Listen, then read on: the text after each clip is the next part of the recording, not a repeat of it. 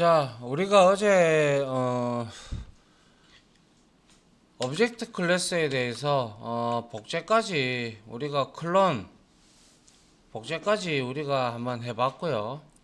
문제에서도 복제에 대한 내용이 나갔죠, 그죠? 예. 복제에 대한 내용은 좀 중요한 부분이니까 반드시 좀 알아두시길 바라고요. 그 다음에 이제 객체 소멸자라는 게 있는데 이게 그냥 제가 우리가 말했던 가비지 컬렉터예요. 그래서 이거는 솔직히 안 쓰는 게 좋아요. 괜히 써봤자 뭐 우리가 뭐 지시가 어떻게 지시가 움직이는지, 지시가 언제 실행이 되는지 그걸 우리가 모르고 있는 상태인데 그래서 지시는 모든 쓰레기 객체를 다 소멸하지는 않습니다. 그런데 이제 마이 1.8 버전부터는 거의 다 소멸을 하더라고요. 테스트 해보니까.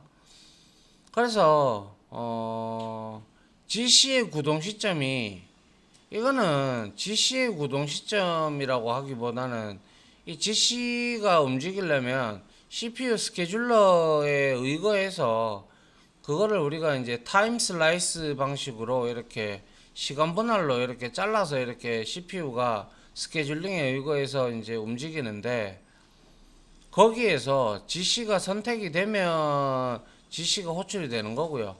이제 GC가 불렀는데도 불구하고 안 불려지는 경우도 있어요. 근데 구동 시점이 보시다시피 뭐 메모리가 부족한다든지 CPU가 한가할 때라든지 이런 말들은 언제 우리가 CPU가 메모리가 부족한지 언제 CPU가 한가한지 우리가 알 수가 있나요? 우리가 알 수가 전혀 없습니다. 그러다 보니까 그냥 상당히 애매한 말이고요. 그래서 이 객체는 소멸하기 직전에 우리는 시뻘뿔 같은 경우는 객체 소멸자가 따로 있습니다. 따로 있는데 우리는 이제 이 객체가 만들어졌다가 참조를 잃어버리면 이제 객체가 소멸을 하게 되는데 그 메모리 관리는 자바에서는 자동적으로 해준다라고 했고요. 그 직전에 객체 소멸자인 finalize라는 메서드를 실행을 시키는데요. 물론 finalize라는 이 메서드도 역시 오브젝트의 메서드입니다. 그래서 오브젝트의 finalize는 아무런 내용이 없습니다.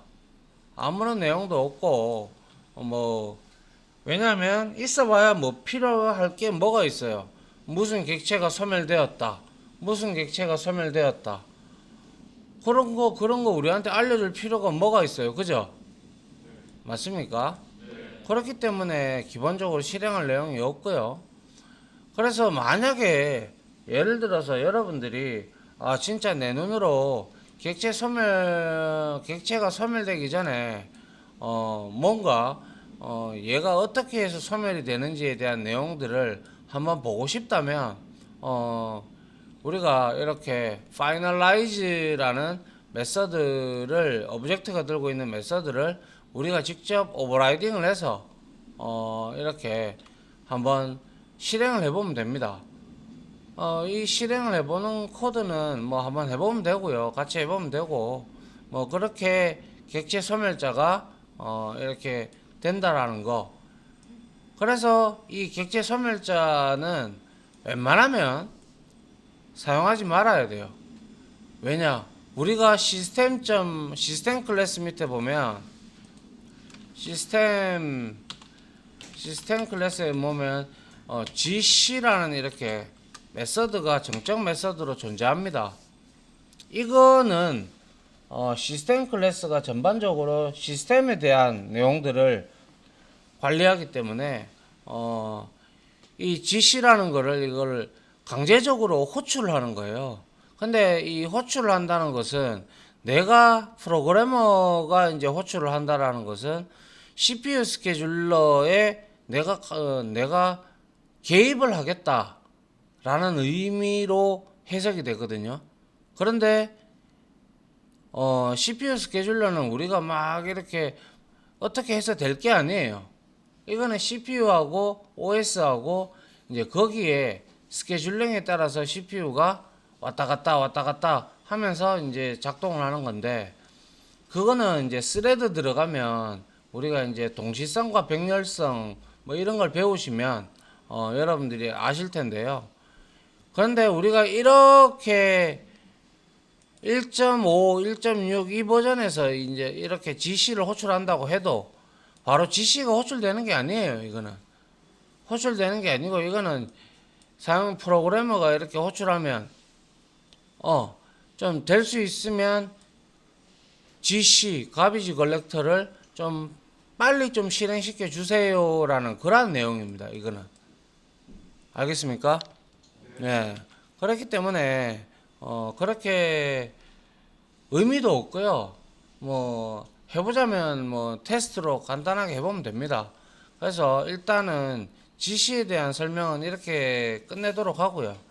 그래서 이제 객체 소멸자를 쓰지 않는 이유가 바로 이 finalize라는 메서드가 자동으로 객체가 소멸할 때 호출이 되기 때문에 이제 얘가 이제 소멸시켜 주면서 우리는 따로 C++이나 이러한 언어처럼 객체 소멸자 그리고 C 언어에 우리가 동적 메모리 할당을 할 때 말락이나 켈락이나 리얼락을 쓰고 난 뒤 사용자 정의 메모리 영역에서 메모리 해제할 때 우리가 이제 free라는 함수를 쓰게 되는데, 그 함수처럼 이렇게 우리가 명시적으로 쓸 필요가 없다라는 것이죠. 그게 자바의 가장 큰 장점이다라고 제가 이미 앞서서 많은 얘기를 했습니다.